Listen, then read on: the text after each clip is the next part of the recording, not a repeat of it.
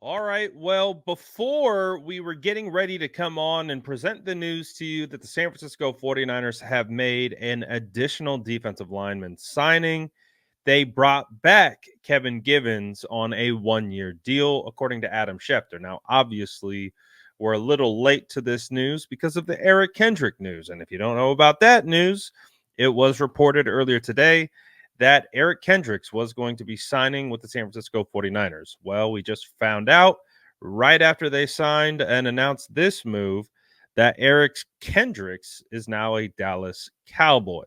So, apologies for the delay.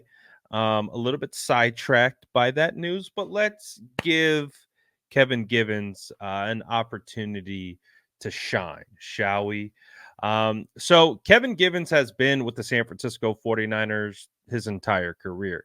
He was an undrafted free agent in 2019, and he's stuck around ever since. He's 29 years old out of Penn State. And to be honest, Kevin Givens has really shown flashes at times when he's been called into duty. He's been asked to play. He's really has shown a ton of promise. So for the 49ers to bring back a familiar face, I'm for it. I am. I'm for the defensive tackle depth. He was a guy that I was definitely looking to have back with Kinlaw and those other guys.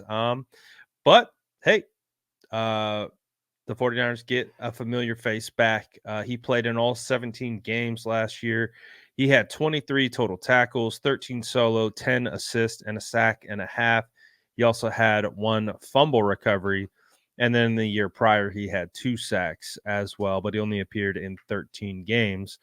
Um, Throughout his career at the San Francisco 49ers, he's played in 57 total games, has 80 total tackles, 4.5 sacks, one forced fumble, and a fumble recovery, and 3 pass deflections. Again, that's for the entirety of his career.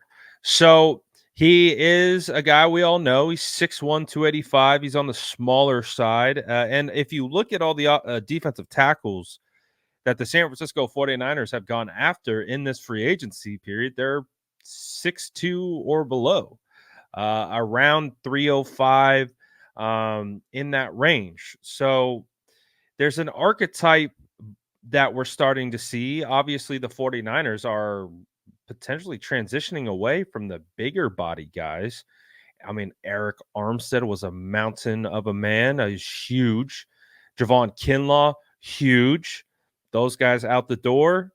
Uh, Malik Collins, you bringing in Jordan Elliott and Javon Hargrave.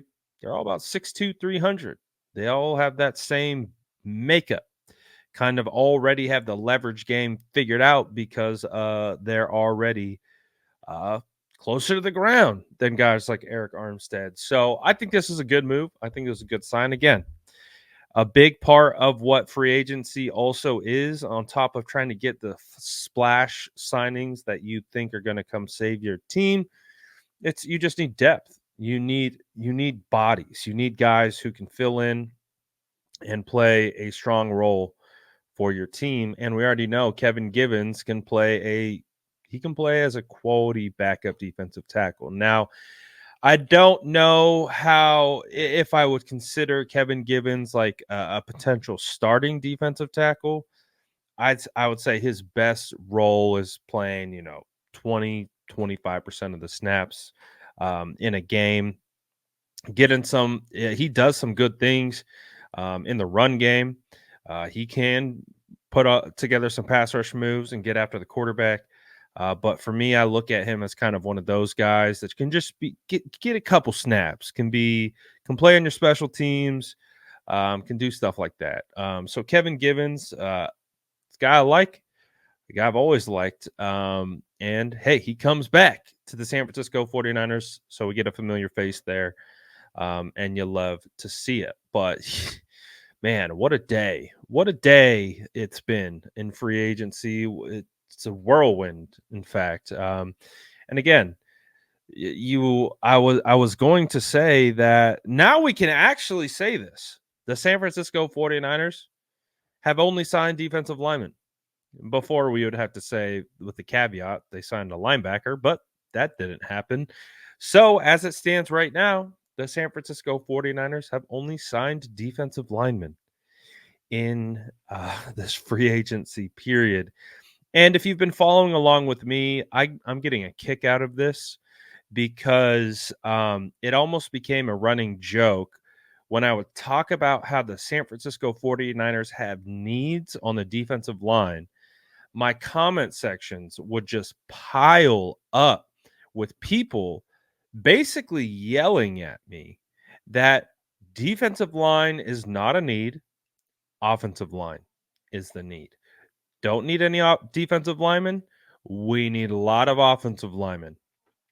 That was the main commentary heading into free agency, kind of, since the Super Bowl has ended. And I get it because the last thing you remember is Chris Jones coming in unblocked, and we know what happened after that. So that's where like the focus is. The infatuation is with the offensive line.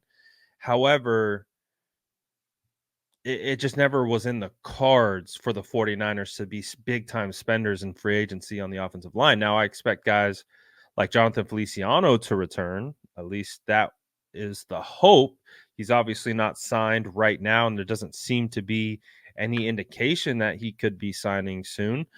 But uh, other than that, technically, as it stands right now, what the offensive line that the 49ers started with this year and went to the Super Bowl with is still on the roster. So Trent Williams, Aaron Banks, Jake Brendel, Spencer Burford, Colts McKivitz. That offensive line took you to a Super Bowl this year, 49er fans. So I'm not surprised at all by all these defensive line signings.